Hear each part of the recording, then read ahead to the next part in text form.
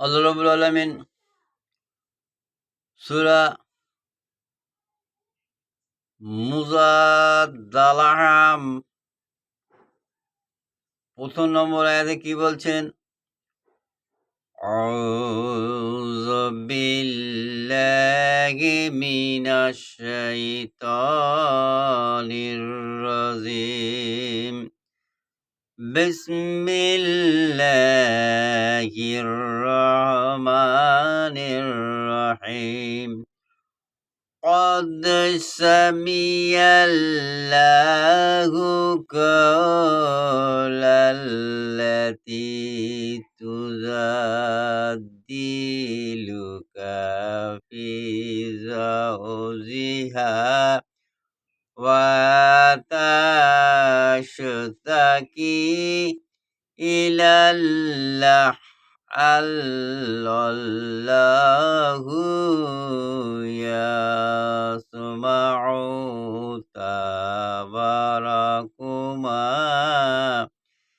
إن الله سميع بصير।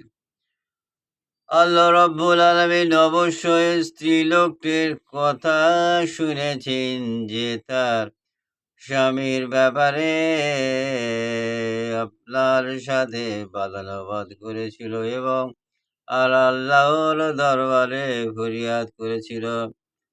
আল্লাহ আপনাদের উভয়ের কথাবার্তা শোনেন।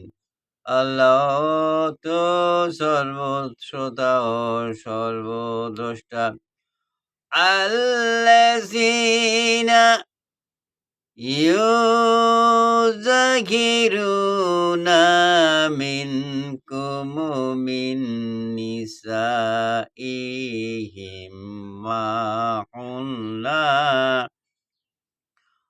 أُمَّهَاتِهِمْ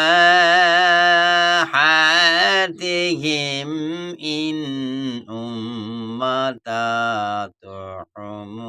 إِلَّا اللَّائِي وَلَدْنَاهُمْ وَإِنَّهُمْ لَيَأْكُلُونَ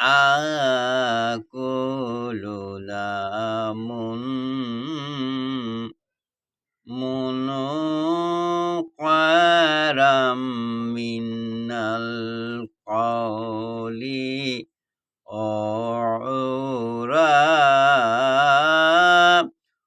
وَإِنَّ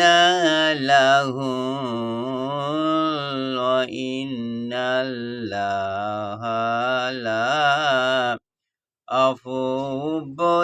غَفُورٌ। আল্লাহ রাব্বুল আলামিন বলছেন, তোমাদের মধ্যে যারা নিজের স্ত্রীর সাথে খারাপ ব্যবহার করে জেনে রাখো, জিহার করে তারা জেনে রাখুক, তাজা স্ত্রীগণ তাদের মাথা নয়, তাদের মাথা তো কেবল তারাই যারা তাদেরকে জন্মদান করেছে। তারা তো একটি অসংগত মিথ্যা কথাই বলেছে। আর আল্লাহ তো অতীব পাপ মার্জনাকারী ও পরম ক্ষমাশীল। সূরা মুজাদালাহ ২ নম্বর আয়াত পাঠ করলাম।